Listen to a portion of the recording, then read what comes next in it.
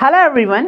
இந்த வீடியோவில் சிபிஎஸ்சி புக்கில் இருக்கிற எலக்ட்ரோஸ்டாட்டிக் பொட்டன்ஷியல் அண்ட் கெப்பாசிட்டன்ஸ் லெசனில் இருக்கிற சிபிஎஸ்சி எக்ஸாம்பிள் கொஷின் பார்க்க போகிறோம். வாங்க கொஷின்ஸை ஒன்று ஒன்றா பார்க்கலாம். Example 6. A molecule of substance has a permanent electric dipole moment. Electric dipole moment எவ்வளோ இருக்குது? 10 power minus 29. இதான் Pயோட value. A mole of this substance, ஒரு சப்ஸ்டன்ஸ் எடுக்கல, எவ்வளோ எடுத்திருக்காங்க? ஒரு மோல். ஒரு மாலிக்யூலுக்கு இவ்வளோ. அப்போ 1 மோல்னா என்ன? அவகாட்ரோ நம்பரால் மல்டிப்ளை பண்ண போகிறோம்.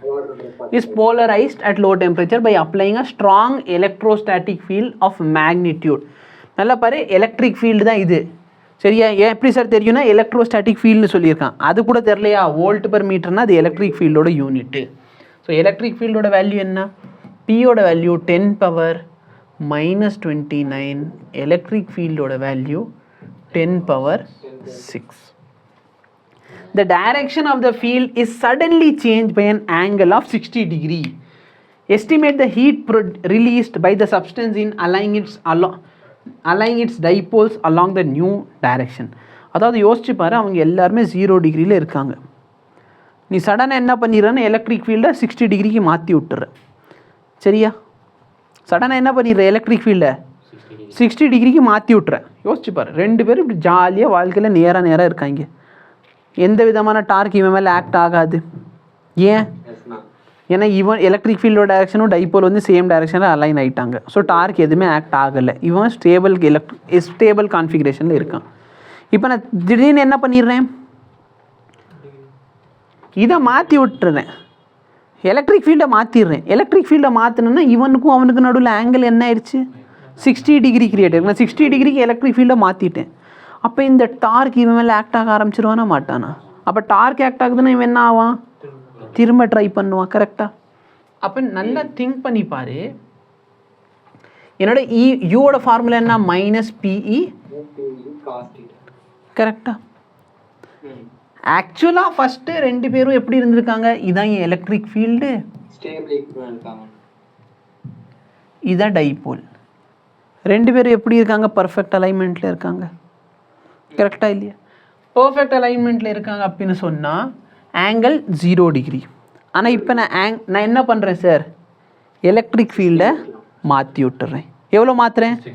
60 டிகிரிக்கு மாற்றி விட்டுறேன். ஸோ எலக்ட்ரிக் ஃபீல்டு இப்போ 60 டிகிரிக்கு மாறிடுச்சு. டைபோல் அப்படியே இருக்கான் இப்போதைக்கு. ஸோ எலக்ட்ரிக் என்ன தம்பி? இரியா, நான் இப்போ எலக்ட்ரிக் ஃபீல்டு என்ன பண்ணிடுறேன்? 60 டிகிரிக்கு மாற்றி விட்டுறேன். அப்போ ரெண்டு பேருக்கு நடுவில் இருக்க ஆங்கிள் எத்தனை டிகிரி? 60 டிகிரி. அப்போ இதான் இப்போ ஸ்டார்டிங் கேஸு. சரியா? இப்போ இவங்களோட எனர்ஜி எவ்வளோ? மைனஸ் பியோட வேல்யூ என்ன? 10 power minus 29. ஈயோட value 10 power 6. Cos theta cos 60 என்ன? இதோட வேல்யூ நான் சிம்பிளிஃபை பண்ணுறேன்னு சொன்னால் எனக்கு -1/2 இன்ட்டு 10 power minus 23. இது என்னோட இனிஷியல். ஃபைனலாக என்ன சார் ஆவாங்க? இந்த டைபோல் வந்து திரும்பி ரொட்டேட் ஆகிட்டு அலைன் ஆகிடுவான். அப்போ ரொட்டேட் ஆகிட்டு டைரெக்டாக அலைன் ஆகுறான்னா அப்போ ஆங்கிள் எத்தனை டிகிரி ஆகிடும்? 0 டிகிரி ஆகிடும். அப்போ -10 power minus 29 into 10 to the power of 6. Cos 0 value 1. அப்போ -1 இன்ட்டு 10 power minus 23. கரெக்டாக? அப்போ இது ரொட்டேட் ஆகிறதுக்கு ஒர்க் நடந்திருக்கு. ஒர்க்கோட ஃபார்முலானா final minus initial.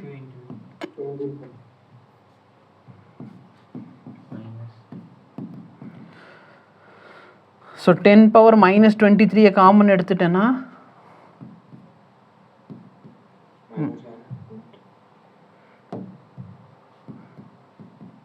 Minus of minus plus ஆகிருக்குமா? புரியுதா இல்லையா?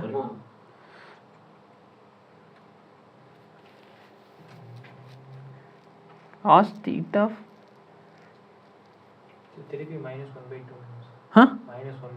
இங்கே ஒரு மைனஸ் இருக்கும், ஃபார்முலாவில் ஒரு மைனஸ் இருக்கும்ல, அதனால் ப்ளஸ் போட்டேன். இல்லை சார், ஆன்சர் -1 உள்ள -1/2 -1 + 1/2 -1/2 மொத்தம் ஆன்சர் -1/2. சரி ஆக்சுவலாக அது மைனஸா இல்லை ப்ளஸ்ஸாங்கிறத நான் யோசிச்சுக்கிட்டு இருக்கேன்.